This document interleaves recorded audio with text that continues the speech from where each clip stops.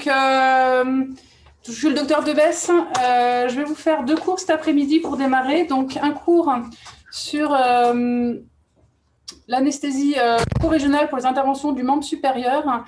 Alors, je suis désolée parce qu'en même temps, je suis administrateur, donc je suis obligée d'admettre les gens qui arrivent en retard. Donc, si vous pouvez bien penser à couper vos micros, par contre, ça m'arrangerait pour ne pas avoir trop de choses à faire en même temps. Désolée pour les soucis techniques de ce matin. En fait, c'est la bande passante de l'hôpital qui n'est pas très bonne, donc on s'est déplacé. J'espère qu'il n'y aura pas de problème cet après-midi. Donc, je vais vous faire 2 cours. Un premier donc, pour l'ALR, pour les interventions du membre supérieur. En pratique, le docteur Elmetni a déjà bien développé le sujet ce matin. On va surtout parler du BAX. Un petit peu du BIC, le supraclave, j'ai vu qu'il avait déjà bien développé, donc je pense qu'on va passer assez vite dessus. Et ensuite, on a un deuxième cours sur tout ce qui est ALR tronculaire. Et donc, hop, admettre. Et donc là, on parlera un peu plus de tout ce qui est bloc disto. Donc, un petit rappel, mais pareil, vous l'avez déjà eu ce matin, le plexus brachial. Le plexus brachial donc, est issu des racines de C5 à C8 plus T1. Quand vous rajoutez, des fois on peut avoir un plexus préfixé quand on rajoute la racine C4 ou un plexus postfixé quand on ajoute la racine T2. Les racines vont ensuite, entre les muscles scalènes antérieurs et moyens, vont s'interconnecter pour former des troncs. Donc le tronc supérieur qui sera issu des racines C5, C6.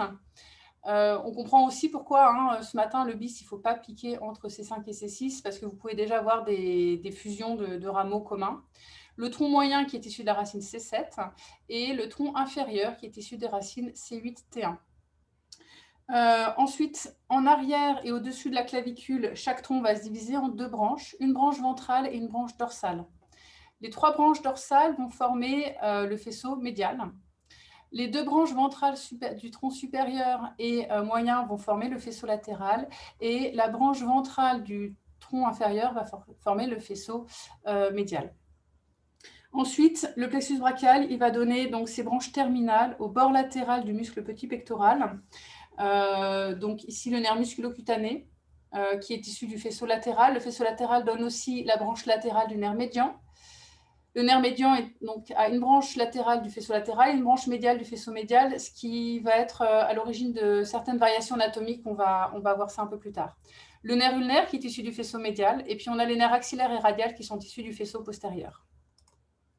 Voilà, donc en pratique, où est-ce qu'on peut bloquer? Donc on peut bloquer le bis, donc on va plutôt bloquer des racines. En supraclave, on va plutôt bloquer des troncs, le bic plutôt des faisceaux, et au niveau axillaire, on bloque les branches terminales des nerfs. Donc voilà les 5 principaux territoires. Nous, on va plutôt insister sur l'axillaire. Je vous parle un peu du bic, et puis on parlera dans un deuxième temps des blocs tronculaires distaux. Alors, je vérifie conversation carré noir en plein milieu de l'écran. Ouais, effectivement. Où est-ce que je peux vous enlever ça?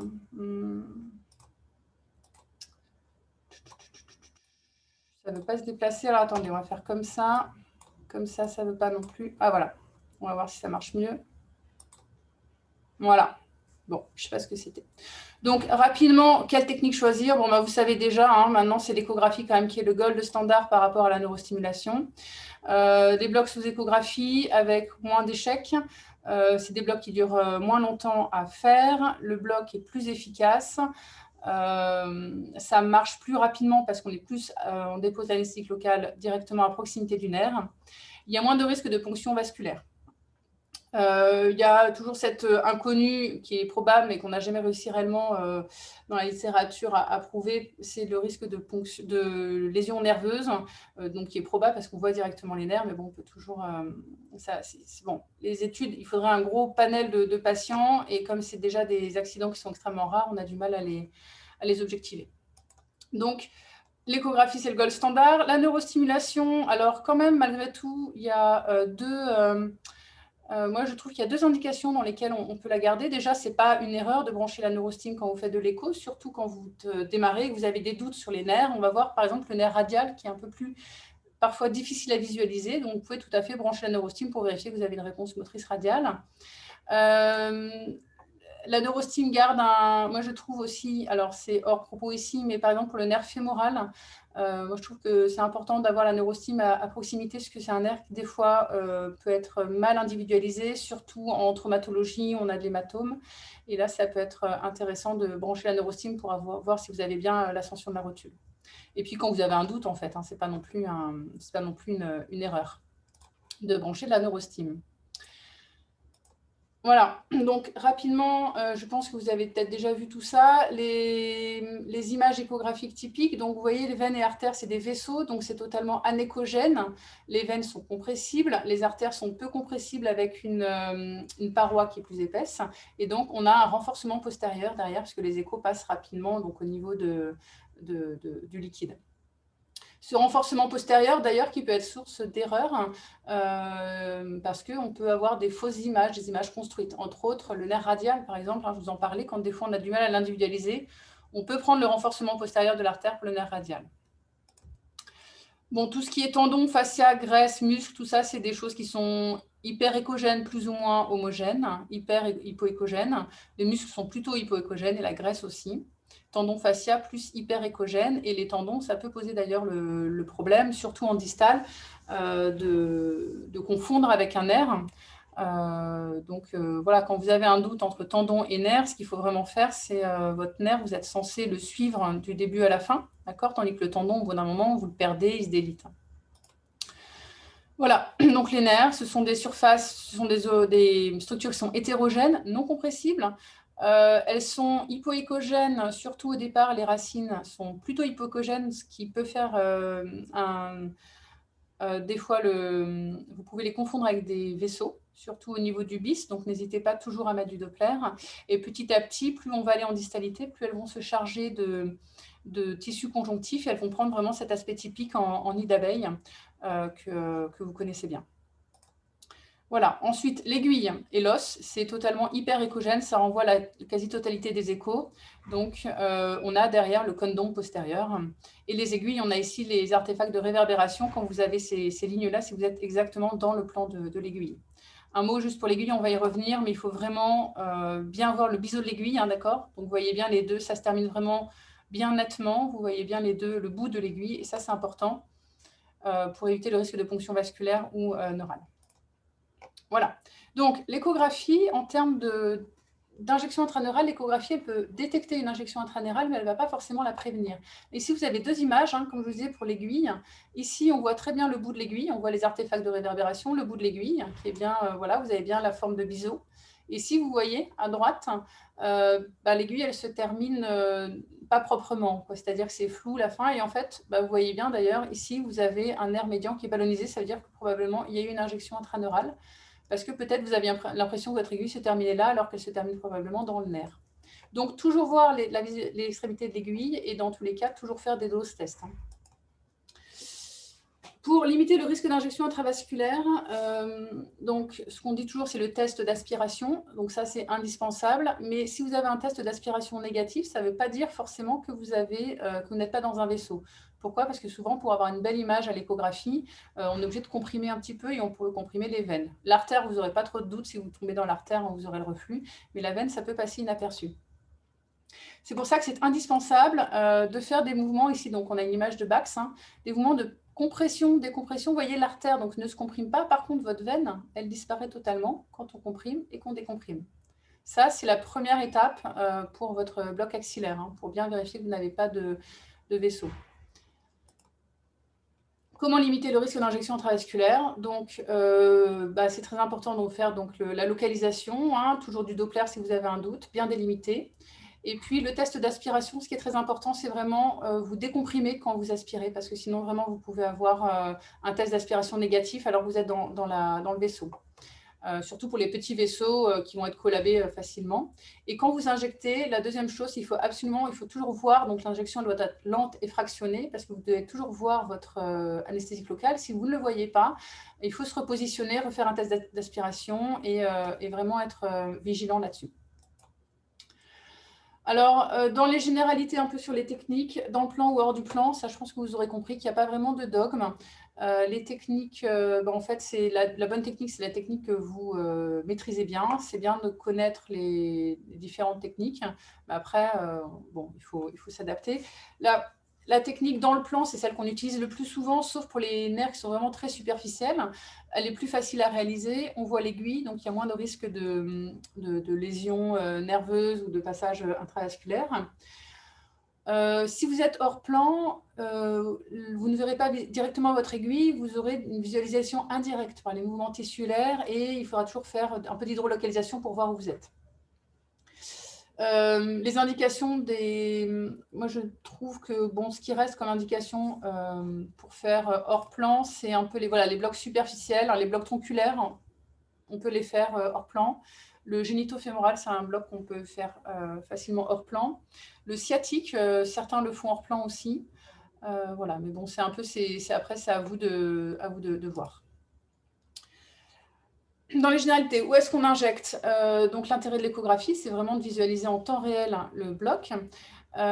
Plus on met l'anesthésique locale près du nerf, plus on améliore son taux de succès. Il y aura un délai d'installation qui est plus court. Ça ne veut pas dire que si vous injectez un peu loin du nerf, votre bloc ne fonctionnera pas. Hein. Vous l'avez vu ce matin. Pour le bloc axillaire, nous, c'est vrai qu'on a tendance, on aime bien, en fait, on va avoir la belle image du donut autour de chaque nerf, mais vous pouvez tout à fait injecter plus largement donc, dans l'espace périnerveux sans forcément aller au contact du nerf, mais c'est vrai que vous aurez un délai d'installation plus court et vous mettrez moins d'anesthésique locale quand même. Donc voilà ici la coupe du nerf. Donc en fait, nous, ce qu'on cherche, c'est vraiment se mettre entre cette gaine paraneurale et l'épinerve. Il ne faut pas rentrer dans l'épinerve. Attention, quand vous rentrez dans l'épinerve, vous pouvez, quand vous êtes en intraneural, il n'y a pas forcément, ça ne déclenche pas forcément de douleur pour le patient, puisque finalement, si vous tombez entre les faisceaux nerveux, l'injection ne sera pas forcément douloureuse. Par contre, vous aurez les lésions du fait de l'hyperpression créée dans cette zone incompressible. Donc, toujours bien visualiser. Donc, l'idéal, c'est de se trouver sous le paranerve. Voilà cette image que vous avez sûrement vue parce qu'on la voit assez régulièrement. Donc, l'épinerve et le paranerve sont là. Le tissu graisseux est là. Donc, l'idéal, c'est de se mettre entre les deux. Cette gaine paraneurale, vous voyez, c'est une gaine qui est transparente. C'est un tissu conjonctif distinct de l'épinerve qui permet en fait au nerf de glisser. Ça, c'est un nerf sciatique qui permet de glisser. Donc, ça le protège des structures environnantes. Et voilà cette belle image là d'injection de bleu de méthylène au niveau sous la gaine paraneurale du nerf sciatique. Donc, vous voyez cette image sous échographie, une magnifique image de beignet. Et quand on dissèque, vous voyez l'injection qui se diffuse très bien tout le long du nerf avec la coupe transversale où vous voyez bien la diffusion du produit. Donc ça, c'est l'idéal. Mais bon, voilà. Après, il ne faut pas non plus être délétère. Il ne faut pas risquer de lésions nerveuses juste pour être sûr de se rapprocher complètement de cette gaine. Voilà pour quelques généralités. Donc maintenant, on va revoir où bloquer. Donc on va parler d'abord, pour commencer, du bloc axillaire, qui est donc le bloc qui nous intéresse, qui est le bloc qui vous sauvera en garde si vous faites de la chirurgie de la main. Parce qu'avec le bloc axillaire, donc je ne vous ai pas mis le petit schéma, mais bon, en gros, on fait toute la chirurgie de la main jusqu'au coude. Par rapport au supraclave, on a globalement le même territoire. La seule chose, c'est que le bloc axillaire nécessite, comme vous voyez, la position, ça nécessite la mobilisation du bras du patient. Donc, c'est un bloc qui est difficile d'utiliser pour la traumatologie du coude, d'autant qu'on ne peut pas mettre de cathé. Donc, ça, c'est les limites du bloc axillaire. Pas de cathé et ça nécessite une mobilisation du bras. Sinon, c'est un bloc qui est quand même facile à réaliser, qui est peu profond. Donc, les structures vasculaires sont facilement compressibles si vous avez une lésion, contrairement au bic ou au supraclave. Donc, il est plus facilement réalisable en cas de trouble de coagulation en fonction du rapport bénéfice-risque. On aura moins de risques avec le BAX qu'avec le supraclave ou le BIC. Donc, voilà la position. L'idéal, c'est il faut bien s'installer, le bras à 90 degrés, il faut être assis. Et donc, l'aiguille, la sonde transversale au niveau du creux axillaire. Par rapport au supraclave, il a l'avantage aussi il n'y a pas de risque de pneumothorax. Voilà, donc en pratique, le bloc axillaire donc, va nous permettre de faire toute la chirurgie de la main, du coude, de l'avant-bras. Dans un premier temps, il va falloir faire un état des lieux. Ça, c'est vraiment important. On ne peut pas poser la sonde et piquer d'emblée. Il faut faire un repérage grossier, donc le tendon du grand dorsal. Ça, c'est important sur votre image, de bien visualiser le tendon du grand dorsal, d'avoir une image où on le voit bien, parce qu'on sait que toutes les structures, elles sont posées dessus. Et en particulier, le nerf radial, qu'on ne voit pas toujours très bien. Mais si vous voyez bien votre tendon du grand dorsal, vous savez qu'après, si vous injectez l'anesthésie locale, vous décollez les structures, vous savez que quelque part, il y a le nerf radial qui sera pris. Et souvent, il apparaîtra beaucoup mieux, d'ailleurs, une fois que vous aurez décollé les structures. Les vaisseaux, artères, veines, toujours voilà, bien les suivre, hein, bien les visualiser, et les nerfs. Dans un deuxième temps, on affine, on mobilise la sonde pour avoir la meilleure image possible, faire de l'anisotropie, et ce qui est une étape importante, ce qu'on peut négliger de temps en temps, et moi je trouve que c'est surtout très important, surtout quand on apprend les blocs, c'est faire l'ascenseur, c'est-à-dire qu'en fait pour chaque nerf, on voit chaque nerf, on se dit celui-là c'est l'air d'être le médian, mais je vais quand même le suivre du début à la fin. Déjà ça fait un bon exercice, et en plus ça vous permet de bien visualiser les structures, de vérifier qu'il n'y a pas de piège, et de bien localiser chaque nerf. Voilà, donc ça c'est une vidéo, voilà, juste l'état des lieux. Ici vous avez le muscle, hein, le coracobrachial et le biceps brachial. Ici vous allez positionner votre paquet vasculo-nerveux bien au milieu de la sonde. Et ici vous avez le tendon du grand dorsal, ici avec le muscle grand dorsal, et derrière vous avez le grand rond. Voilà, on fait l'anisotropie, vous voyez les veines, là donc on décomprime, on voit bien les vaisseaux. Et on va commencer à les suivre. Là, on a vu le radial, vous voyez ce chapelet du radial qui descend là comme ça, donc on sait que c'est le radial. Voilà, on remonte. Et vous voyez le radial accompagné de son artère qui va reprendre sa position au niveau du tendon du grand dorsal. Donc la première étape, elle est vraiment très importante, il ne faut pas la négliger.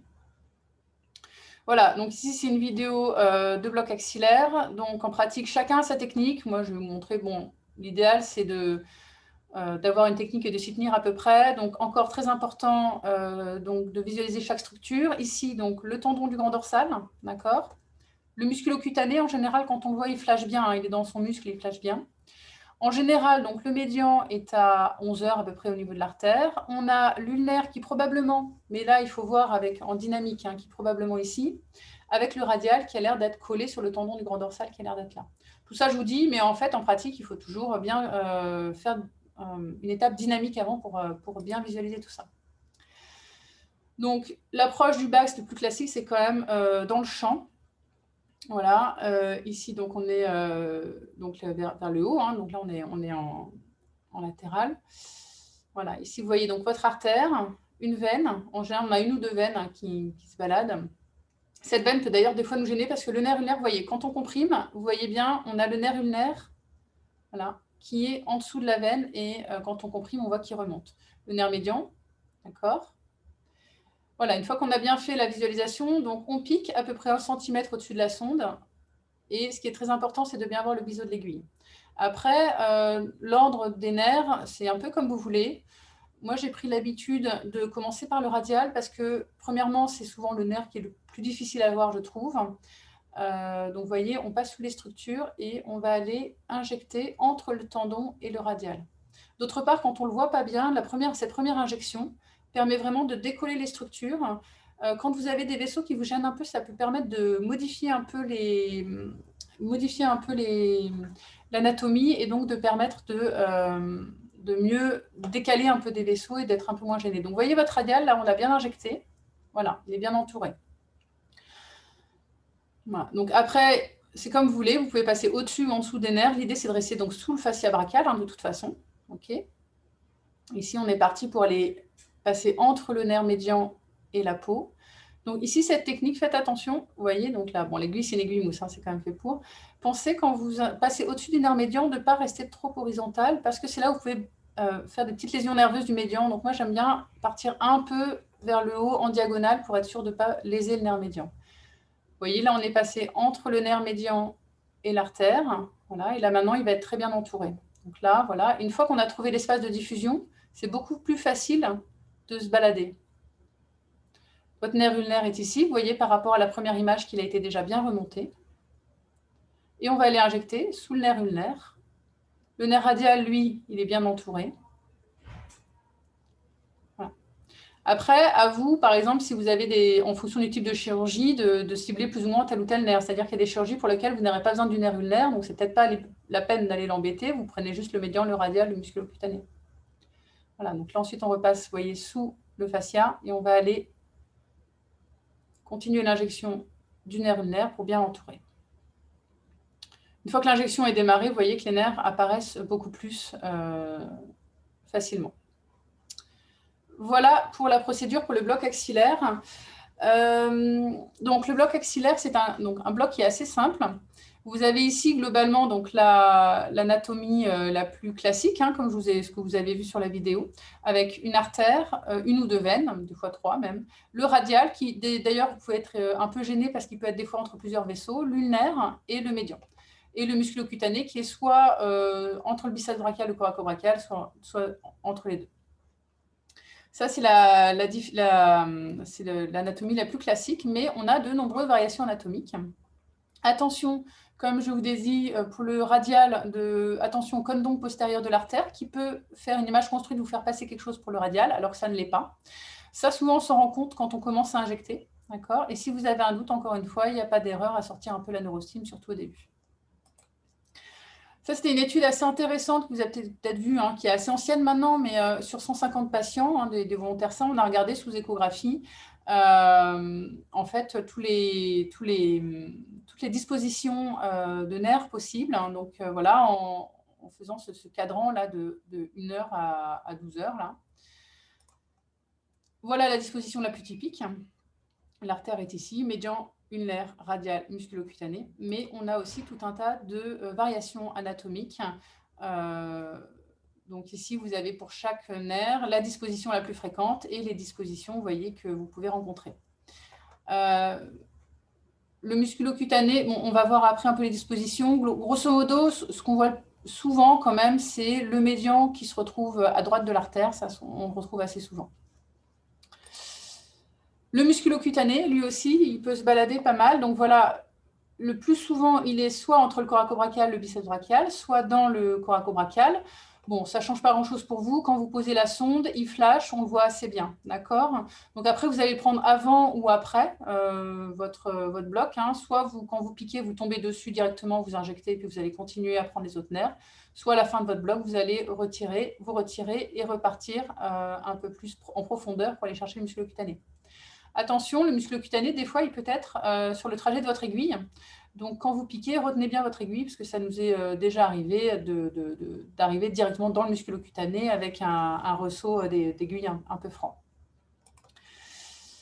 Donc, voilà quelques variations anatomiques. Donc, soyez un peu vigilants. Je vous montre la vidéo. Vous allez voir si vous voyez quelque chose.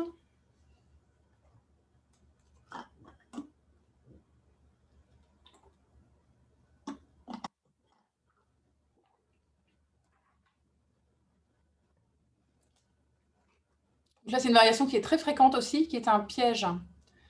C'est un gros piège. En neurostime, surtout pour ceux qui ont connu les bacs en neurostime, c'était quand même un gros piège. Est-ce que vous avez tous vu?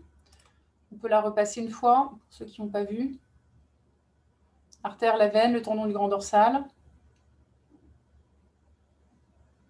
Voilà, et donc là, vous voyez le médian avec le musculocuite qui se détache du médian.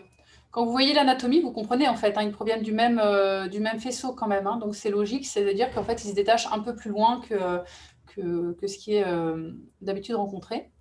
Ça, c'est très fréquent et en fait, il faut s'en douter quand vous posez votre sonde. Premièrement, vous ne trouvez pas votre musculocutané. Alors, des fois, le musculocutané il peut être vraiment collé en bas, mais quand vous ne le voyez pas, vous allez le chercher quand vous avez l'impression de voir un gros nerf médian. Et bien, en fait, quand vous suivez, quand vous faites l'ascenseur, c'est là où on voit le musculocutané qui s'en détache.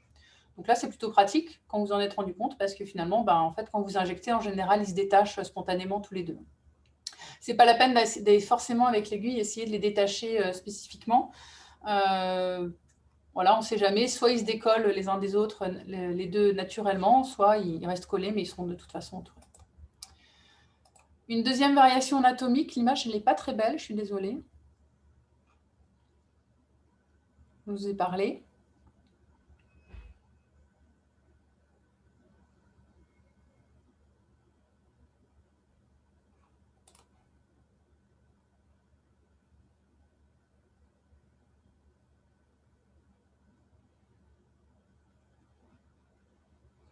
Voilà, est-ce que vous avez vu? Je la repasse. Donc ici, donc là, vous avez une veine, hein, d'accord, quand vous comprimez. Et là, vous avez votre artère, mais vous voyez, on ne voit pas de nerf ici. Hein, et votre nerf médian, finalement, il est là. Il est à droite de l'artère et en plus, il est assez hypoécogène au départ, ce qui peut passer pour un vaisseau. Voilà. Et quand on descend, quand on fait le balayage, ben, on voit qu'il reste bien là, il s'individualise bien, donc on est sûr que c'est lui. Et après, hop, il tourne autour de l'artère, mais beaucoup plus tardivement. Enfin, il ne tourne pas d'ailleurs, pardon, autour de l'artère, puisqu'il est déjà de l'autre côté de l'artère. Voilà. Enfin, enfin pas enfin, mais pour continuer, nous avons aussi le nerf cutané médial de l'avant-bras. Alors, l'image est très moche, je me rends compte, je prends une image plus jolie. Le nerf cutané médial de l'avant-bras, donc lui, c'est un petit nerf qui fait partie du plexus brachial, donc il sera toujours pris en fait dans votre bloc. Donc ne vous inquiétez pas si vous ne le voyez pas, il sera toujours pris parce qu'il est sous le fascia brachial, donc il sera forcément pris par votre bloc. Mais c'est bien de le visualiser parce que ça évite de l'embrocher au passage, et puis on est toujours content de le voir. Voilà, ici il est là, d'accord. Et donc celui-là, voilà, il est présent. Il sera de toute façon bloqué, mais c'est toujours bien quand vous arrivez à le visualiser. Alors, donc ça, c'est le Bax. Maintenant, on va parler un petit peu de ces petits nerfs, en fait, à ne pas négliger, qui ne font pas partie du plexus brachial, en fait, qui ne sont pas pris qui ne sont pas bloqués par le Bax. Il y a l'intercostobrachial et le cutané médial du bras. Là, c'est l'avant-bras, hein, ouais. Et donc ça, c'est le cutané médial du bras. Donc le cutané médial du bras et l'intercostobrachial sont deux petits nerfs, en fait, qui nervent la face médiale du bras. D'accord, à ce niveau-là. Ils sont importants pour la chirurgie du coude, parce que si l'incision elle remonte un peu, ben, en fait, vous allez être limité, donc vous aurez un bloc analgésique qui ne sera pas complet, donc du coup, un chirurgien qui va dire que le bloc ne fonctionne pas, un patient stressé, et au final, une anesthésie pour rien. Donc, c'est un petit peu dommage. Et on en a aussi besoin pour le garrot. C'est ces deux nerfs dont on avait besoin pour quand on fait la barrette, en fait, hein, que ce soit une barrette sous écho ou à l'aveugle. C'est ces deux nerfs, en fait, qu'on cherche à bloquer. Donc, le cutané médial, et donc ça, c'est une étude qui est très intéressante, qui est sortie il n'y a pas très longtemps, où ils ont comparé le bloc sous écho de ces deux nerfs versus la barrette un peu à l'ancienne. Donc voilà, encore une fois, donc ces deux nerfs sont ici. Le cutané médial du bras, c'est une branche du faisceau médial du plexus brachial. Donc il fait partie du plexus brachial, mais il prend son origine au niveau de T1. Mais il va passer au niveau axillaire, au-dessus du fascia brachial, donc il ne sera pas bloqué par le bloc axillaire. Et il s'anastomose souvent avec l'intercostobrachial, qui lui n'appartient pas au plexus brachial, puisqu'il est issu des rameaux perforants des deux premiers nerfs intercostaux. Et donc, ces deux nerfs, en général, ils sont fusionnés et ils sont en dehors du plexus brachial. Voilà, ici, on voit très bien votre plexus brachial, hein, d'accord? Donc, tous les nerfs qui seront concernés par votre bloc, dont le cutané médial de l'avant-bras. Par contre, ici, vous voyez, vous avez le fascia brachial, le tendon du grand dorsal et les deux nerfs, ici, souvent fusionnés, pas toujours visibles à l'échographie d'ailleurs, mais vous savez qu'ils sont en gros au croisement entre le fascia brachial et le tendon du grand dorsal. Voilà, sous échographie, votre fascia brachial et les deux petits nerfs qui sont ici.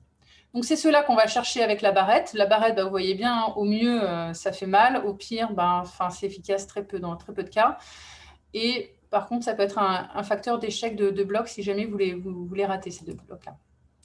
Et donc, dans cette étude récente, donc, ils ont comparé finalement la barrette, le bloc qu'on se nomme barrette versus blocage sélectif spécifique sous échographie de ces nerfs.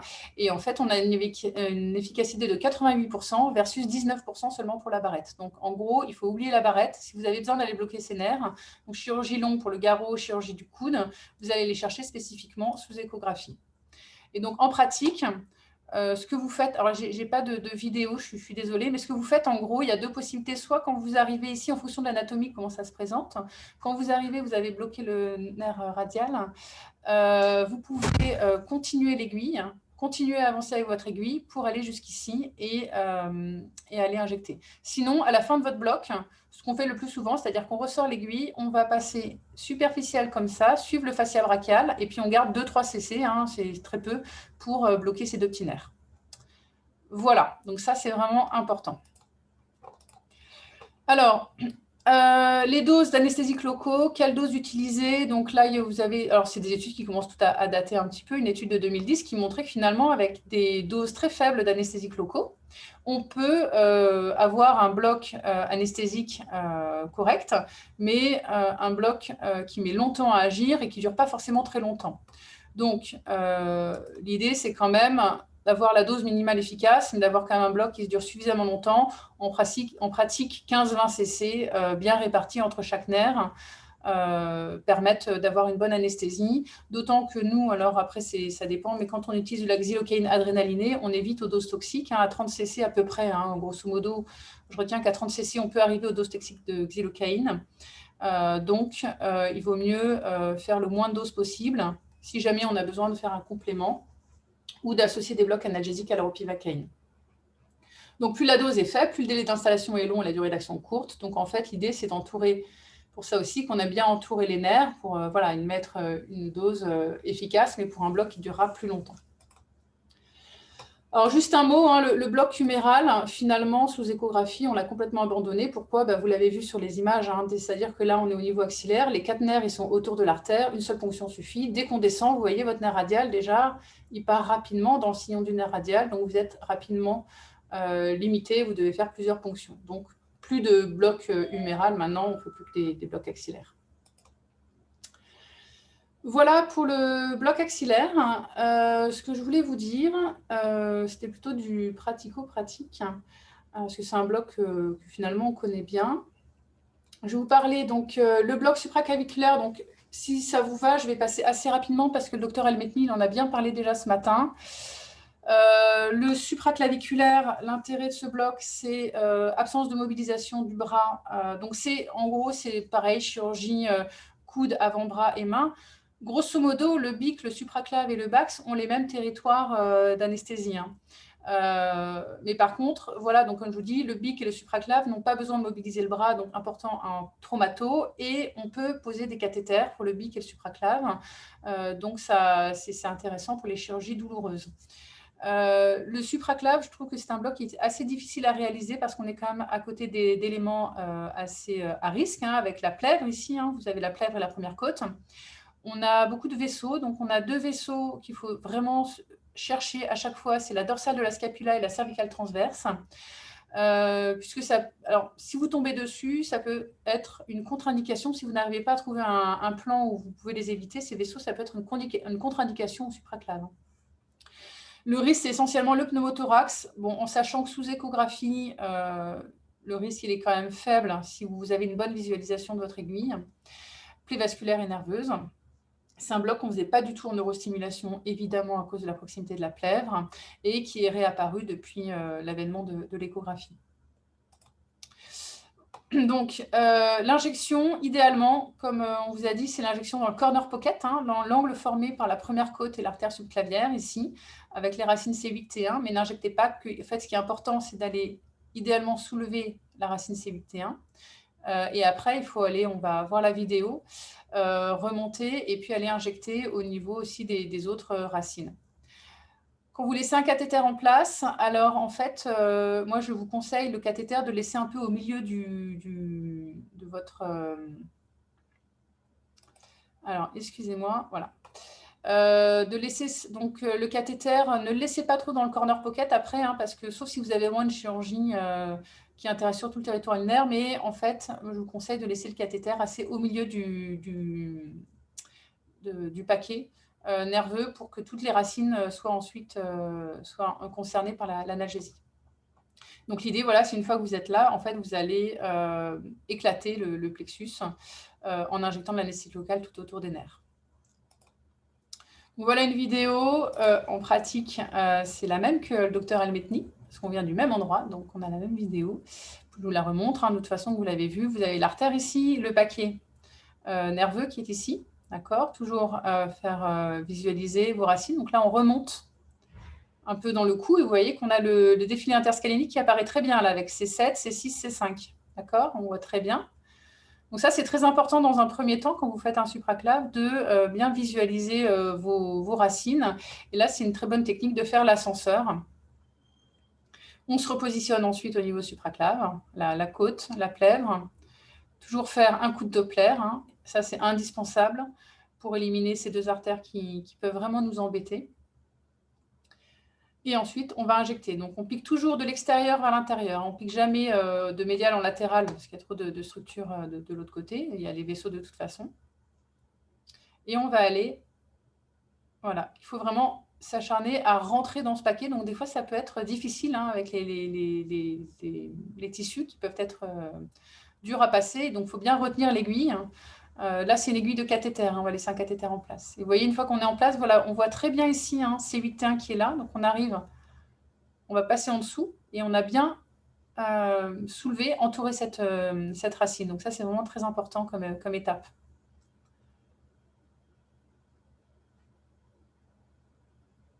Voilà, donc l'injection, toujours une injection lente et fractionnée. En douceur. Voilà, et donc là, c'est parfait parce qu'on arrive à bien décoller la racine.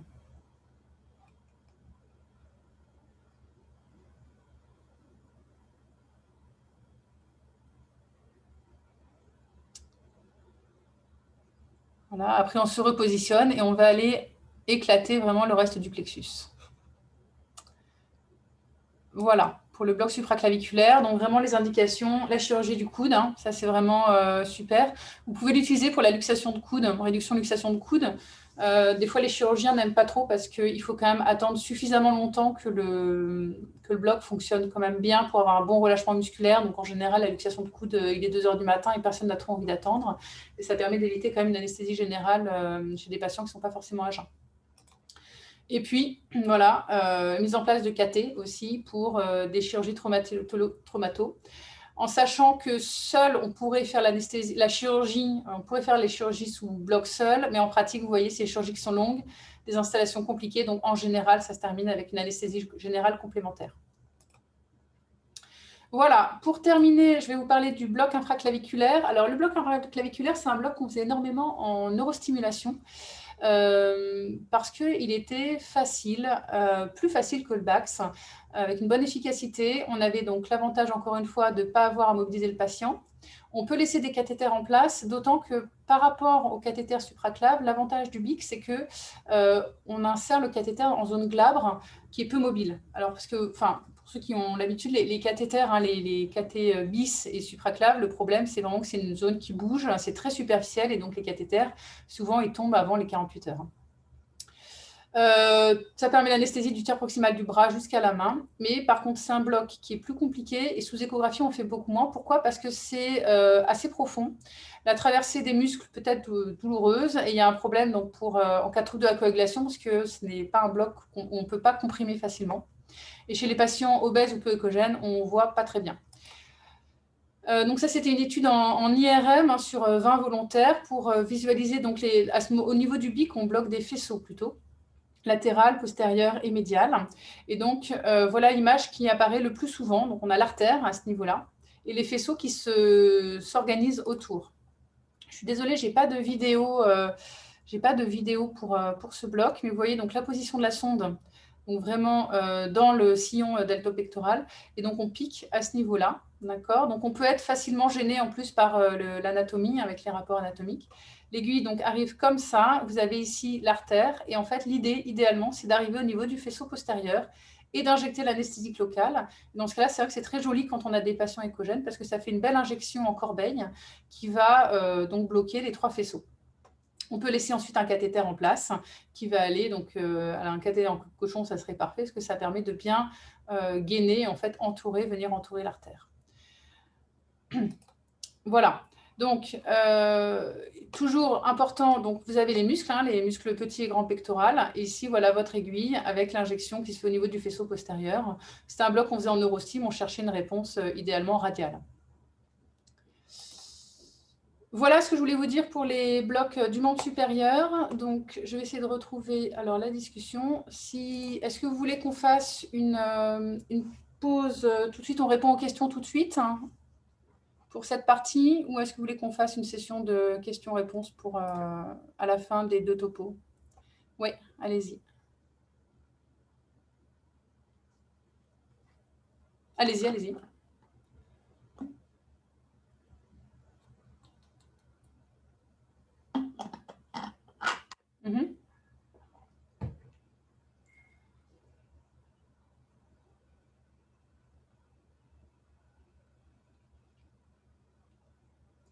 Alors, les mélanges, nous, on n'aime pas, on n'aime pas les mélanges, c'est plus vraiment ce qui est recommandé parce que le problème des mélanges, c'est qu'au final, vous avez des toxicités qui sont additives. C'est des toxicités qui sont additives, donc on ne fait pas de mélange. Ce qu'on fait en pratique, c'est soit vous avez un... Après, ça dépend un peu des habitudes de service pour l'anesthésique locale. Soit vous avez une chirurgie qui est de courte durée et qui ne va pas être très douloureuse. Dans ce cas-là, vous faites de la... Alors nous, ce qu'on aime bien, c'est la xyloadrée. On rajoute l'adrée parce qu'avec la vasoconstriction locale, ça permet quand même d'augmenter la durée du bloc. On arrive à peu près à 3 heures de bloc, ce qui permet quand même de faire la majorité des chirurgies. Sinon, vous pouvez faire de la carbo, hein, ça marche bien aussi, mais la durée est plus courte. La xylo seule, on a un bloc qui est un peu trop court, je trouve, donc on n'en fait pas.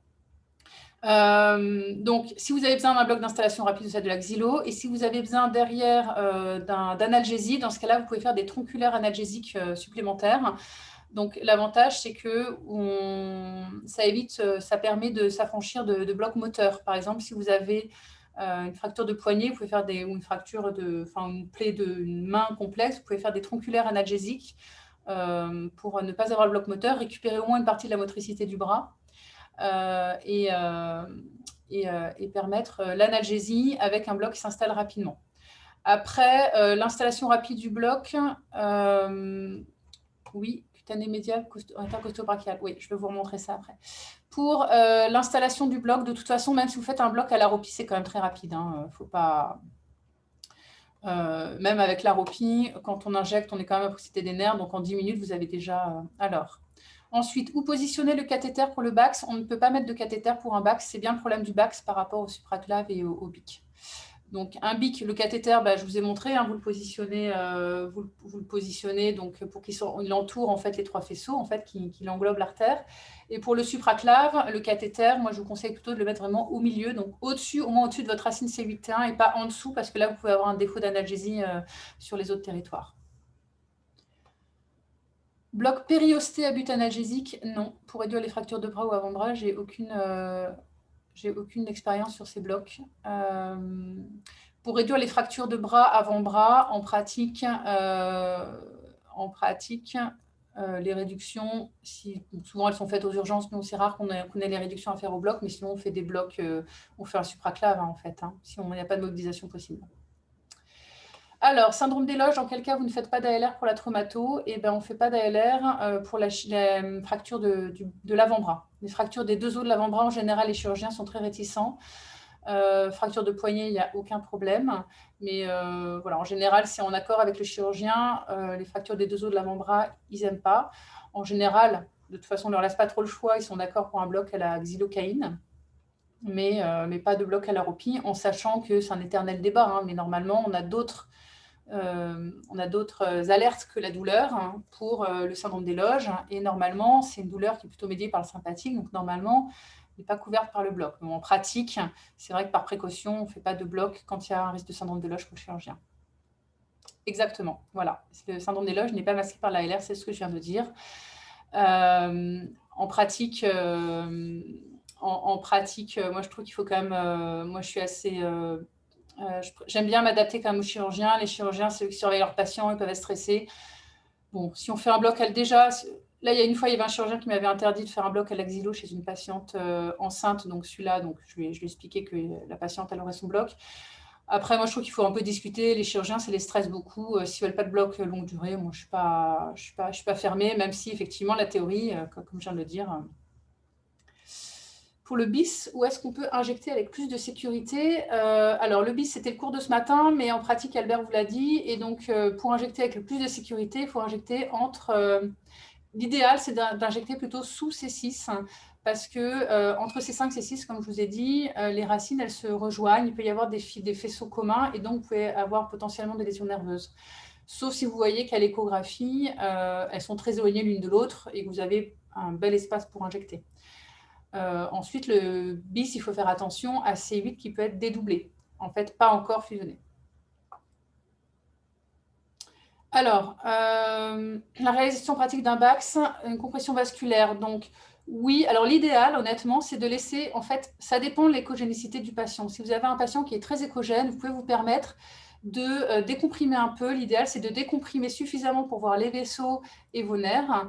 Et dans ce cas-là, vous êtes quand même plus sûr. Après, pour des patients peu échogènes, vous êtes des fois obligé de comprimer beaucoup pour voir les nerfs. Dans ce cas-là, il faut être très vigilant. Il faut vraiment pas hésiter à faire décomprimer. En fait, après, c'est un peu une gymnastique entre... Pour les patients peu échogènes, ça va être, vous voyez l'aiguille, vous voyez le nerf, mais vous ne voyez pas le vaisseau. Donc, vous décomprimez, vous ne voyez plus trop votre aiguille, mais vous savez qu'elle est au bon endroit. Vous aspirez pour être sûr qu'il n'y a pas de reflux. Et puis après, vous recomprimez pour avoir une belle image. En fait, c'est un peu une gymnastique entre ce qu'on voit ou pas. Donc, idéalement, il faut voir vos vaisseaux quand vous faites un BAX. Après, il y a une histoire d'habitude aussi. Vous savez que vous les voyez au départ. Quand vous en approchez, vous décomprimez un petit peu pour pouvoir aspirer et être sûr d'avoir votre test négatif. Alors, voilà, on m'avait demandé... Alors, supraclave et bic, l'intercostobrachial cutané médial du bras ne sont pas pris. Bic et supraclave dans la chirurgie plutôt qu'un BAX avec ces deux autres nerfs. Alors, attendez. Supraclave et bic, intercostobrachial cutané médial du bras, si, sont pris. Non, l'intercostobrachial. Alors, le cutané médial du bras, il sera pris parce qu'il fait partie du plexus brachial. L'intercostobrachial ne sera pas pris. Pourquoi préférer le bic et supraclave dans la chirurgie du coude plutôt qu'un BAX avec ces deux autres nerfs? En fait, la chirurgie du coude, moi, je suis persuadée que le meilleur bloc, c'est le BAX. Parce que on peut vraiment, par rapport au bic et au supraclave, justement, on prend bien ces deux nerfs, hein, d'accord. Par contre, la problématique, c'est si on a besoin de mettre un cathéter et si on a besoin de mobiliser le bras du patient. Et sinon, oui, le BAX, c'est le meilleur bloc pour une chirurgie du coude qui nécessite ni mobilisation ni cathéter.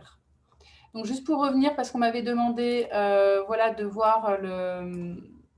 Oula, hop, de voir les rapports des nerfs. Hein. Donc ici, c'était ça. Donc ici, vous avez votre image sous échographie. Les nerfs, ils ne sont pas toujours aussi loin hein, de votre plexus. Des fois, ils sont plus près, ils sont par ici. Hein. Mais bon, globalement, vous voyez, on voit un petit paquet nerveux, deux petits nerfs, souvent pas facilement individualisables, mais vous savez qu'ils sont là, à la jonction entre le fascia brachial et le tendon du grand dorsal. Et dans ce cas-là, vous injectez, vous mettez là, vous injectez 2 cc. Soit ils apparaissent, les nerfs, soit ils n'apparaissent pas, mais vous savez que vous êtes au bon endroit. Voilà. Est-ce que vous avez d'autres questions? Ça n'a pas l'air. Est-ce que vous voulez qu'on fasse une petite pause de 5 minutes et on reprend, on reprend dans 5 minutes à 15 h si ça vous va. Voilà. Je ne vois pas d'autres questions arriver. Ah si. Merci. Très bien. Et bien, à tout à l'heure alors. Dans 5 minutes, hein, cela dit. C'est juste le temps de prendre un café.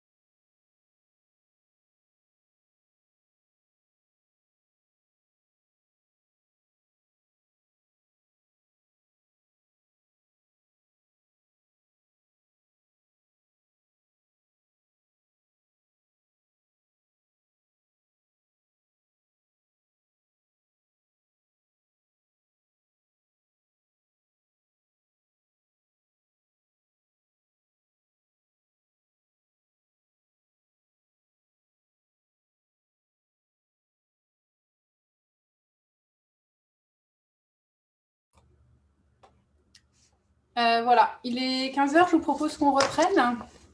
Est-ce que tout le monde est revenu?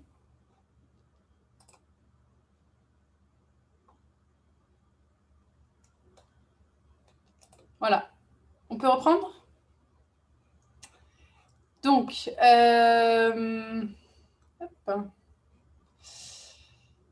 alors, je vais vous parler maintenant des blocs d'histo du membre supérieur. Donc, en fait, ça, c'est plus spécifiquement pour la chirurgie distale de la main, parce que c'est un acte qui est fréquent, qu'on fait beaucoup en chirurgie programmée et en urgence. Et c'est des interventions qui se prêtent très bien au bloc d'isto, parce que c'est des interventions qui sont souvent de courte durée, parce qu'on va voir que les blocs d'isto, ça marche pour des interventions qui sont tout de même courtes. Et attendez, je vérifie. Ok, c'est bon. Voilà. Oui, c'est bon. C'était moi qui avais réduit mon micro. Hop, et ça.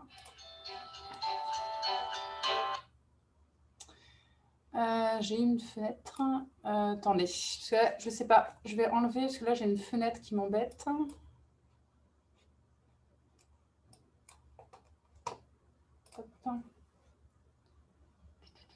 Est-ce que ça va disparaître? Ouais. Voilà, donc c'est des blocs qui se font beaucoup pour tout ce qui est chirurgie de la main. Le problème de l'anesthésie nerveuse tronculaire, ça va être essentiellement le problème de la durée de la chirurgie et du territoire anesthésié. Donc, les blocs distaux, ce sont des blocs qui sont superficiels, qui sont faciles à réaliser, même quand on débute. Ce sont des blocs qui sont assez sûrs parce qu'ils sont rarement à proximité d'artères, ou sinon, c'est des vaisseaux qui sont facilement... Ouais, je sais pas ce qu'elle fait là. Alors, si vous me laissez 2 minutes, je vais arrêter de partager mon écran. Nouveau partage. Je ne sais pas quoi faire de cette fenêtre qui est apparue là. Alors, on va faire échappe. Hop. Est-ce que là...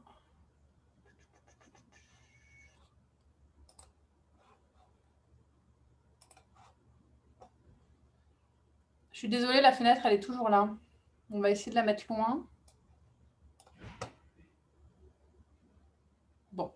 Je ne sais pas ce qu'elle fait là, cette fenêtre. Ça vous gêne beaucoup?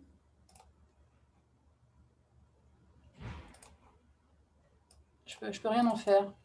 Hop, ça ne va pas marcher. Bon. On va faire avec. Donc voilà, donc ce sont des blocs qui sont assez faciles à réaliser. Donc les nerfs qui vont nous intéresser aujourd'hui, c'est l'ulnaire, donc qui est une branche du faisceau médial. Le médian, vous vous souvenez, donc qui est issu qui a deux faisceaux, une partie du faisceau médial et une partie du faisceau latéral, et le nerf radial qui provient du faisceau postérieur. Voilà, l'innervation sensitivo-motrice de la main. Ok. L'innervation sensitivo-motrice de la main, vous la connaissez de toute façon. L'idée, c'est d'avoir toujours un schéma. Quand nous, on fait des blocs, c'est vrai qu'on a en général toujours les schémas à disposition. Alors, ce que je vais insister beaucoup là-dessus, c'est une des causes d'échec d'ALR tronculaire de la main, c'est la méconnaissance des territoires nerveux et surtout le problème d'anastomose avec beaucoup d'anastomose entre nerfs.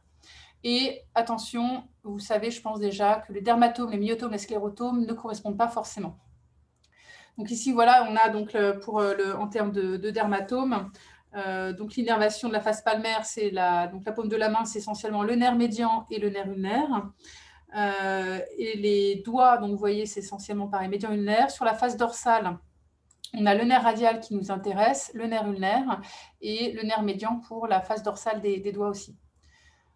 Voilà, donc ça, c'est des choses qu'il faut bien connaître. Alors, il y en a qui nous embêtent un petit peu, c'est le nerf musculo-cutané, parce qu'il est censé arriver uniquement là. C'est un peu la même problématique que le nerf saphène pour la lus valgus, qui n'est pas censé arriver jusqu'au gros orteil, mais qui, de temps en temps, peut descendre un peu bas. Et le nerf musculo-cutané, il va nous déranger, par exemple, pour la chirurgie du pouce, normalement, qui n'est que sous la dépendance du radial et du médian, mais des fois, le musculo-cutané va déborder un peu. Et le musculo-cutané nous embête aussi pour la chirurgie du canal carpien, qui théoriquement peut se faire sous bloc ulnaire médian seul. Mais malheureusement, on a des fois le musculo-cutané qui nous embête. Et moi, personnellement, j'ai arrêté de faire les canaux carpiens sous tronculaire seul parce que à cause de ce musculo-cutané. Les myotomes, donc ça c'est toujours un peu fastidieux. En gros, ce que vous pouvez retenir, c'est que le nerf ulnaire, c'est le nerf qui va écarter et qui va stabiliser les doigts. Le nerf médian, ça va être le nerf de la prise, qui va permettre la flexion des articulations. Le nerf radial, c'est plutôt le nerf de l'extension, de l'abduction du doigt et de l'extension de l'abduction du pouce, l'extension des doigts. Voilà les sclérotomes.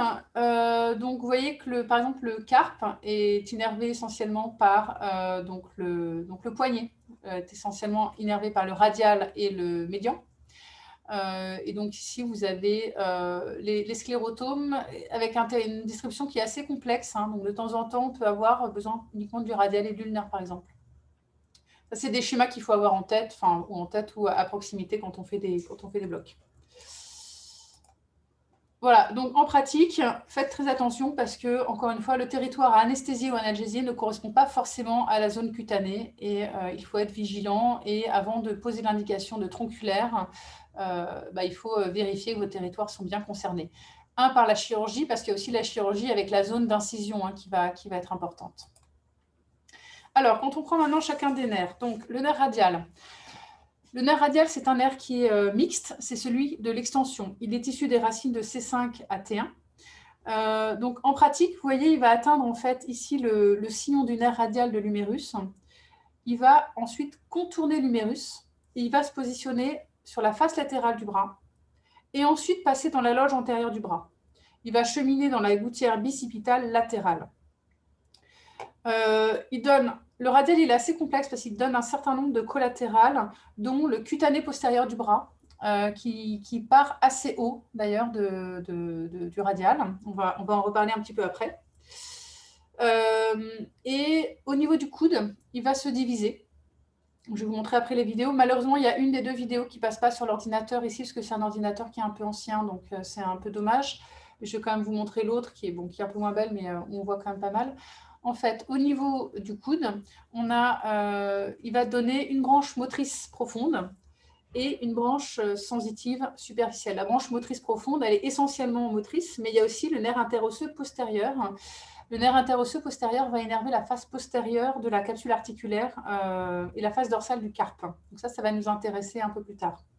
La branche sensitive superficielle, elle, après, elle va cheminer après au niveau de la face latérale de l'avant-bras. Voilà, donc ici, on est déjà au niveau du coude, d'accord? Vous avez ici le nerf radial, donc vous allez voir avec ces deux branches, ici on le voit très bien, donc on est au-dessus du coude là, pardon. Il a perdu son cutané postérieur du bras et vous voyez ici on s'approche du coude et il va s'aplatir en fait le nerf. Quand on arrive au niveau du coude, il prend cet aspect un peu typique en masque de Zorro là. Il s'aplatit parce qu'il perd sa branche motrice qui est ici, qui va partir en profondeur. Et on va avoir la branche sensitive superficielle, qui elle reste superficielle, qu'on va pouvoir suivre et qui va... Voilà, là on la voit très très bien, vous voyez. Là on est sur la face latérale de l'avant-bras. Et en fait, elle va aller se coller à l'artère. Et donc ici, au niveau de l'avant-bras, vous pouvez tout à fait la prendre sous échographie. On disait typiquement avant que la branche sensitive, le nerf radial, on pouvait le prendre uniquement au niveau du bras parce qu'au niveau de l'avant-bras, on ne voyait pas bien la branche sensitive. Mais en fait, ça, c'est un peu une idée reçue parce que vous voyez qu'on la voit très bien et on peut la bloquer spécifiquement au niveau de l'avant-bras, là où vous la voyez bien. À proximité ou pas à proximité de l'artère, comme vous voulez. Voilà. Hors plan ou dans le champ ou dans le plan, comme vous voulez. Donc ici, malheureusement, c'est cette vidéo, je crois qu'il ne passe pas. Ouais, c'est un peu dommage parce que là, on voyait encore mieux les deux branches, mais bon, c'est voilà, ce que vous avez vu juste avant. Le nerf médian. Donc, le nerf médian, lui, c'est aussi un nerf qui est mixte. C'est le nerf de la flexion des doigts qui est issu des racines de C5 à C8. Donc, il est issu des faisceaux donc, latéral et médial. Et il va descendre dans le canal brachial, au contact de l'artère brachiale, et en fait, il va tourner autour de l'artère. Donc, on l'avait vu sur la vidéo du Bax. En général, on est à 11 heures et après, il va tourner autour de l'artère. Ensuite, il va, au niveau du coude, il va aller cheminer dans la gouttière bicipitale médiale. Et au niveau du coude, lui aussi, il va perdre une branche importante qui est... il ne perd pas vraiment de branche importante avant au niveau du bras. Il en perd une importante au niveau du coude, c'est le nerf interosseux antérieur, qui est le pendant du nerf interosseux postérieur, donc qui innerve la face antérieure de la capsule articulaire donc, du poignet et du carpe. Je vous en parle parce que c'est important quand on fait des fractures de poignet. Les fractures de poignet, donc soit vous faites, c'est des interventions qui sont douloureuses, donc on a besoin d'une analgésie post-op, soit vous faites d'emblée, vous vous embêtez pas, vous faites d'emblée un baxalaropie, mais vous aurez un bloc moteur total pendant 24 heures, donc un patient pas forcément très content, avec un risque de lésion du membre endormi. Sinon, vous faites un bloc à l'axillo, parce qu'une fracture de poignet, ça dure 1 heure, la chirurgie. Et ensuite, vous faites des tronculaires analgésiques. Les tronculaires analgésiques pour le poignet, on est obligé de les prendre au niveau du bras, justement à cause de ces 2 nerfs, l'interosseux antérieur et postérieur, qui partent au niveau du coude. Donc, si vous voulez faire un bloc analgésique pour une fracture de poignet, le radial et le médian, il faut le prendre au niveau du bras et non au niveau de l'avant-bras, sinon vous aurez un échec d'analgésie. Ça, c'est important à savoir. Donc, voilà. Donc, si on suit le nerf médian là, du creux axillaire au poignet, donc comme vous voyez, ici, on le voit très bien, il est à 11 heures. Il va commencer par tourner autour de son artère en passant par au-dessus.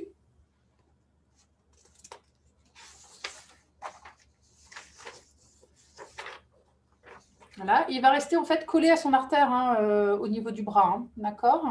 Il s'en éloigne un petit peu.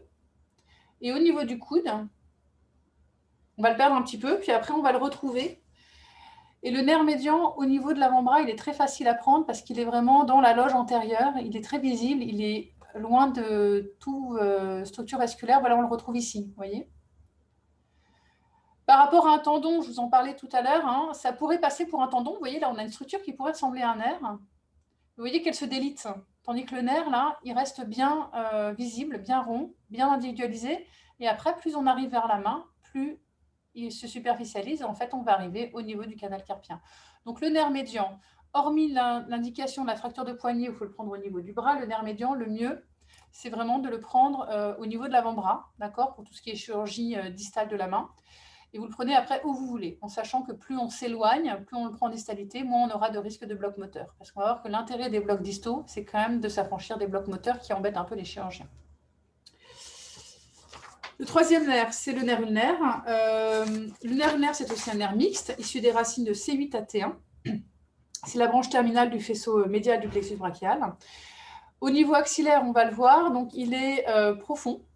Il va se cheminer, donc il est à la face médiale de l'artère. Et en fait, lui, on le reconnaît bien parce que quand on descend, voilà, on fait du balayage. Là, il y a le médian, le radial est ici. L'ulnaire, en fait, il va rester superficiel, se superficialiser, s'éloigner du paquet vasculo-nerveux. Et il va aller cheminer dans la gouttière épicondylo-olécrânienne médiale. Le nerf ulnaire, il est facile parce qu'en fait, il ne donne aucune collatérale. Donc, en fait, on le prend exactement où on veut. Il y a 2 possibilités pour le prendre. Soit on le prend ici au niveau du coude, alors à peu près 2 cm au-dessus du coude pour éviter d'être dans une zone non compressible. Soit vous le prenez plus bas, donc voilà, au niveau de la face médiale de l'avant-bras. On le voit ici, il est très beau, triangulaire. Et ensuite, il est rejoint par son artère, un peu plus bas. Donc, toujours pareil, si vous pouvez le prendre avant qu'il soit rejoint par son artère, c'est toujours mieux, ça fait toujours un risque de lésion vasculaire moindre.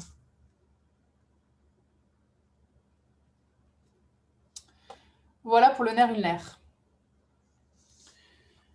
Donc, encore une fois, donc les tronculaires distaux, attention, territoire anesthésie-analgésie ne correspondent pas forcément à la zone cutanée. Ça, c'est juste le rappel par rapport aux terminaisons, donc aux branches de vos nerfs. Donc, je vous ai dit le nerf radial, attention à l'interosseux postérieur. Le cutané postérieur du bras, je vous en ai parlé, en fait, il sort plus haut. En pratique, quand on en a besoin, donc quand on fait un bax, il est forcément pris. Quand on fait un tronculaire radial assez haut, en général, avec la diffusion du produit, la diffusion permet quand même de prendre le nerf en même temps. c'est sûr que plus on va bas, là, on aura vraiment un bloc de plus en plus sélectif. Le médian, attention, lui, il faudra faire attention à l'interosseux antérieur au niveau du coude. Et l'ulnaire, lui, il ne pose pas trop de problème. Vous pouvez le prendre où vous voulez, à peu près soit au-dessus du coude, soit en dessous, de préférence avant qu'il soit rejoint par son artère. Voilà, donc juste un mot pour dire, donc, globalement, pour le nombre de nerfs à bloquer. Attention, il y a deux choses, c'est les anastomoses. On a beaucoup d'anastomoses, le médian qui s'anastomose beaucoup, le musculocutané aussi. Donc, on peut avoir des échecs d'ALR distal du fait de ces anastomoses. Mais en gros, ce qu'on peut retenir, c'est quand vous avez une chirurgie distale de la main, le seul rayon où vous êtes sûr de bloquer avec un seul nerf, c'est la chirurgie du 5e rayon. Et c'est le nerf ulnaire uniquement. Et encore, moi je trouve que quand vous êtes, ça c'est un peu de la pratique, c'est-à-dire qu'au niveau de la main, ici, par exemple une ablation de broche, vous pouvez vous dire on peut faire un bloc ulnaire seul, mais il suffit que les broches elles soient horizontales et qu'on tombe sur le territoire du médian, on peut être gêné. Donc même pour la chirurgie de la main, les ablations de broche, par exemple, moi j'ai pris l'habitude de faire le médian aussi parce qu'on a eu des échecs d'ALR, parce qu'en fait, votre territoire du médian, il peut déborder un petit peu la zone théorique. Par contre, chirurgie du 5e doigt, ablation de broche, n'importe, 5e doigt, vous pouvez faire un ulnaire seul, là vous êtes tranquille. Donc le patient en général, il est bien content parce que ça lui évite un bloc moteur et un bras totalement endormi. Après, vous voyez que pour tous les autres doigts, on a au minimum besoin du médian. Après, ça va être médian radial ou médian ulnaire. Donc là, c'est à titre un petit peu indicatif, quel bloc pour quelle chirurgie. Comme je vous dis, en général, on a besoin le médian seul aussi pour la phalange moyenne distale du 2e et 3e doigt. Ça, c'est possible. Il faut être sûr que l'incision ne risque pas de descendre plus bas. Vous pourriez être gêné. Par exemple, pour un panari, vraiment un panari de l'ongle, un médian seul peut suffire, mais il faut faire, voilà, faut vérifier avec le chirurgien qu'il n'y a pas de risque d'incision plus importante. Bon, ça, c'est juste à titre indicatif. Après, de toute façon, l'idée, c'est à chaque fois de connaître le territoire opéré par le chirurgien, la zone d'incision, et puis adapter vos blocs. En sachant que, grosso modo, si vous commencez à vous poser la question de 3 blocs distaux, là, dans ce cas-là, il faut faire un bloc, un BAX d'emblée. Il ne faut pas aller faire 3 blocs distaux, ça commence à servir à rien. Quels sont les avantages de l'anesthésie loco-régionale tronculaire par rapport à un BAX? Parce que finalement, on pourrait se dire, qui peut le plus, peut le moins, on fait un bon BAX. Avec ça, on fait tout et on est tranquille. Déjà, c'est l'absence de bloc moteur. Donc, l'absence de bloc moteur, donc plus on est en distalité, plus ça sera vrai. Il y a donc plusieurs études. Là, je vous en ai montré la première, donc 2014, qui a montré en fait... on a comparé en fait un bloc, un BAX classique, en gros avec des blocs tronculaires pour des chirurgies de la main. Et donc, on a trouvé finalement que les patients, ils étaient plus satisfaits parce que moins de blocs moteurs. Il n'y avait pas plus d'échecs d'anesthésie, c'est-à-dire pas de recours à une anesthésie générale supplémentaire entre les deux groupes, pas plus de compléments par le chirurgien, pas plus de compléments par l'anesthésiste non plus. Tout ça avec une meilleure satisfaction pour le patient et peu de blocs moteurs. Parce qu'on était, donc en gros, on a 21% de blocs moteurs seulement avec une ALR tronculaire versus 100% pour un BAX. Il y a d'autres études qui ont montré le même type de résultats. L'avantage de l'absence de bloc moteur, c'est une meilleure satisfaction pour le patient.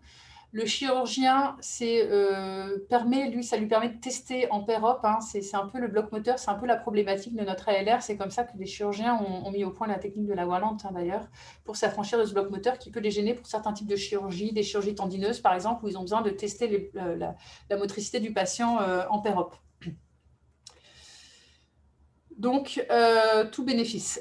Ensuite, deuxième avantage, la diminution des doses d'anesthésiques locaux. Donc là, il y a plein d'études qui ont démontré que ça me semble assez logique entre une anesthésie proximale versus distale. Même si on a tendance à être un peu plus large, si on est en distale, on pourrait mettre 2-3 cc, ça pourrait suffire. En général, on fait un peu plus. On a quand même une réduction des doses d'anesthésiques locaux. Ce qui peut être très intéressant, déjà pour des patients très maigres, et aussi, surtout pour les chirurgies, quand on a des chirurgies bilatérales à faire pour diminuer le risque de toxicité globale. Troisièmement, de meilleures conditions opératoires. Par rapport à une infiltration par le chirurgien en fait seul, il n'y aura pas de modification des rapports anatomiques, et donc on évite l'infiltration des tissus et donc la modification de l'anatomie locale. En termes d'efficacité, je vous en ai déjà parlé, hein, quand on respecte les conditions, c'est les bonnes pratiques de la LR tronculaire, donc bien connaître les territoires, faire attention aux dermatomes, myotomes, sclérotomes et respecter les durées opératoires, on a une efficacité qui est identique entre les deux blocs, c'est-à-dire encore une fois, pas plus de conversion à l'anesthésie générale ou à un complément par anesthésie locale. Enfin, un risque vasculaire qui est moindre, hein, parce qu'on a, vous avez vu hein, sur les échos, en écho, on a des blocs qui ne sont en général loin des structures vasculaires et en plus plus facilement compressibles si jamais on a une plaie vasculaire. Les inconvénients, bon, je vous en ai assez parlé. Attention aux variations. 1, les variations anatomiques. 2, les anastomoses. Donc, je vous ai parlé, la pratique, c'est le musculo-cutané qui va un peu nous embêter, par exemple pour la chirurgie du pouce ou pour la chirurgie du canal carpien. Et puis, c'est les anastomoses qui font que c'est rare qu'on puisse bloquer, même si sur la théorie on peut, c'est rare qu'on arrive à bloquer un seul territoire nerveux, hormis le 5e doigt. Le deuxième inconvénient, en fait, c'est la douleur qui est liée au garrot pneumatique. Ça, c'est un vrai problème qui nous limite beaucoup sur les alertes tronculaires distales. Toutes les études, en fait, là, je vous en ai mis une, mais il y en a eu des tas, hein, sur la douleur liée au garrot, grosso modo, à partir de 25-30 minutes, on va dire, on arrive à des seuils de VA qui sont significatifs, entre 20 et 40 minutes en fonction des études. Grosso modo, ce qu'on retient, c'est qu'une chirurgie qui dure au-delà d'une demi-heure, c'est une chirurgie qui nécessite un bloc plexique. Donc ça pose le problème parce qu'on a, entre autres en chirurgie de la main, des tas d'indications où on pourrait faire des tronculaires distales, mais on se retrouve limité par une durée opératoire qui est assez imprévisible. Ça, c'est vrai, par exemple, en urgence. Dans les chirurgies urgentes, on se retrouve avec une plaie tendineuse, des plaies un peu complexes qui n'étaient pas prévues, etc. D'ailleurs, toutes les études que je vous ai montrées où on montre la même efficacité entre tronculaire et plexique, c'est des études avec des chirurgies de courte durée. Voilà. Donc, en gros, pour résumer, on a quand même beaucoup d'avantages à la LR tronculaire distale, pas de bloc moteur, donc meilleur confort pour le patient et le chirurgien, diminution des doses d'anesthésiques locaux, des conditions opératoires meilleures qu'une infiltration, une efficacité identique sous réserve qu'on respecte les limites et moins de risques vasculaires. Les inconvénients, c'est connaître bien les variations anatomiques et la problématique de la durée opératoire par rapport au garrot.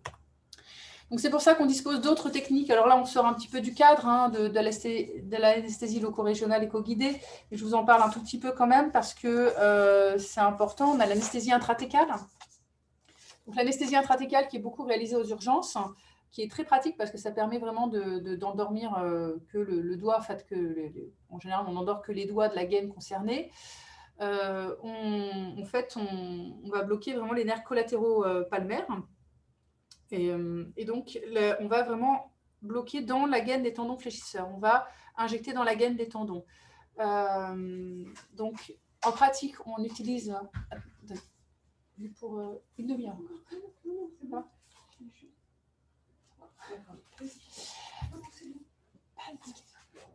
Excusez-moi. Donc, en pratique, on utilise une sous-cute. On pique en regard de la métacarpophalyngienne avec une intradermique. On vérifie qu'on est bien placé parce qu'on fait bouger le doigt et en fait, ça mobilise lors du mouvement. Et on injecte quelques millilitres de xylo non nadré ou de ropivacaïne. C'est une anesthésie qui fonctionne très bien. En urgence, on s'en sert très bien.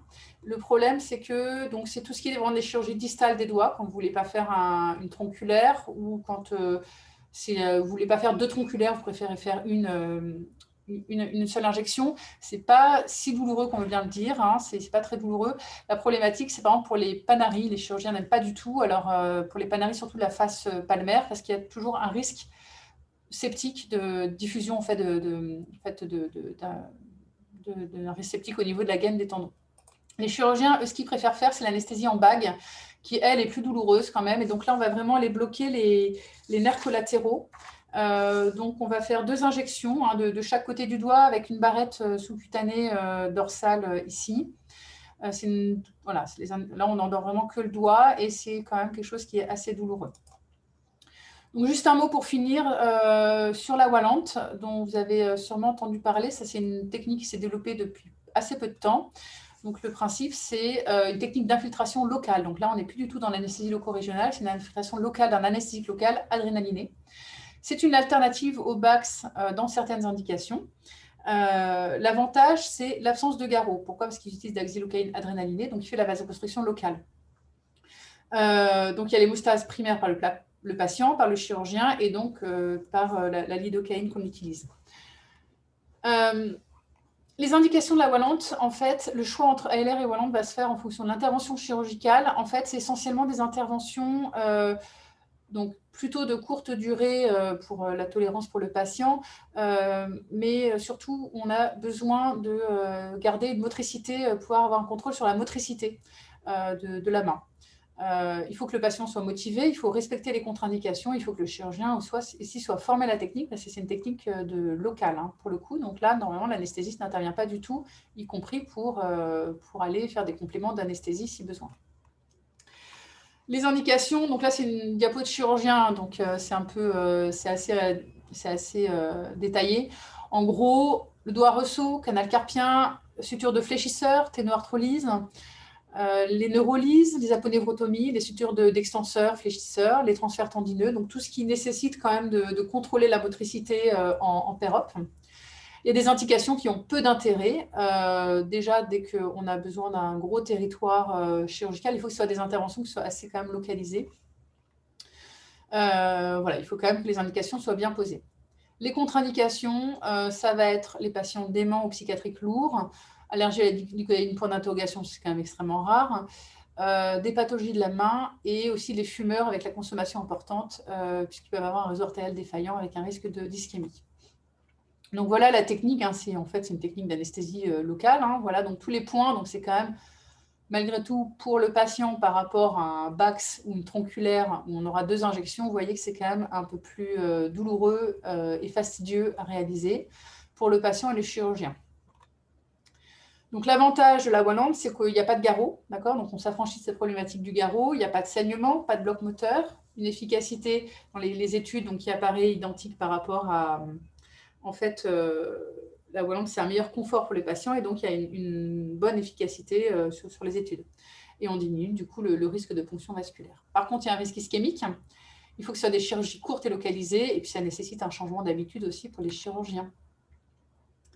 Voilà, donc en conclusion sur tout ce qui est tronculaire, anesthésie loco-régionale tronculaire, il faut, comme vous avez bien compris, bien avoir des connaissances anatomiques et de son anatomie. C'est beaucoup plus simple de ne pas se poser de questions, de faire un BAX. Vous êtes sûr, voilà, qui peut le plus, peut le moins, mais par contre, le BAX, pour le patient, ça fait moins de confort, ça fait un bras endormi, ça fait, si vous avez des chirurgies douloureuses, c'est quand même toujours mieux de faire un BAX à l'axillo avec un complément des blocs à la ropie pour éviter au maximum les blocs moteurs, récupérer au moins une partie du bloc moteur.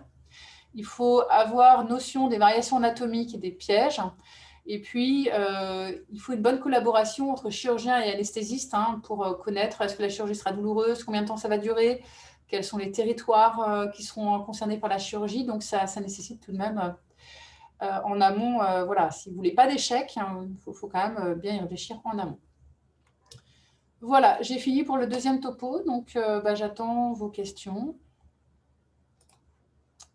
si vous en avez. Alors, j'en ai déjà eu une anesthésie tronculaire, ulnaire et fracture de 5e méta, mise en place de broche de manière transversale à l'os. En pratique, moi, je fais plutôt fracture de 5e méta, je fais plutôt un bloc ulnaire seul, analgésique, parce que c'est quand même la fracture qui est douloureuse. La broche, même si on dépasse un peu sur le territoire médian, c'est pas une faute de faire le bloc médian en plus, mais là, je pense que c'est un petit peu excessif. Autant pour une anesthésie, une ablation de broche, vous pouvez avoir des défauts d'anesthésie. Pour une analgésie, un ulnaire seul suffira. Il faut savoir aussi qu'effectivement, entre votre bloc tronculaire, s'il a une visée anesthésique, on sera quand même beaucoup plus difficile en fait sur le territoire. Il faudra être beaucoup plus exigeant sur le territoire. Un bloc analgésique, effectivement, on ne va jamais faire un bloc apparent, on ne va jamais faire 3 tronculaires analgésiques. On regarde les deux principaux territoires concernés par l'analgésie, on sera moins difficile. Alors, du coup, on peut faire un bac xylo de bloc tronculaire avec un L de longue durée d'action, exactement. Donc, c'est ce que je vous ai dit. L'avantage de faire un bac xylo, c'est qu'on a donc une durée d'installation, un délai d'installation qui est plus court.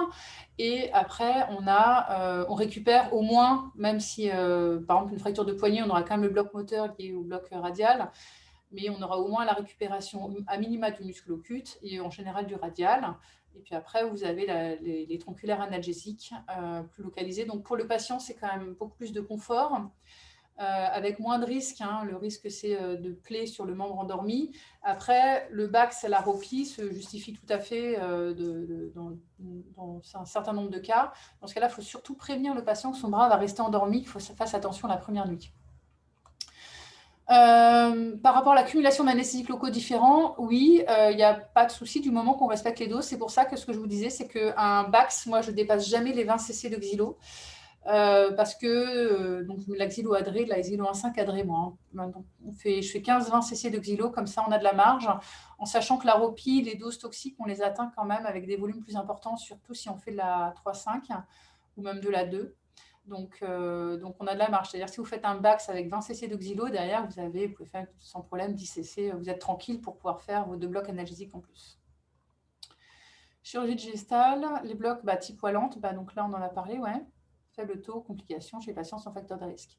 Oui, donc nous, pour la Wallante, alors à Saint-Antoine, on a une grosse activité de chirurgie de la main en urgence.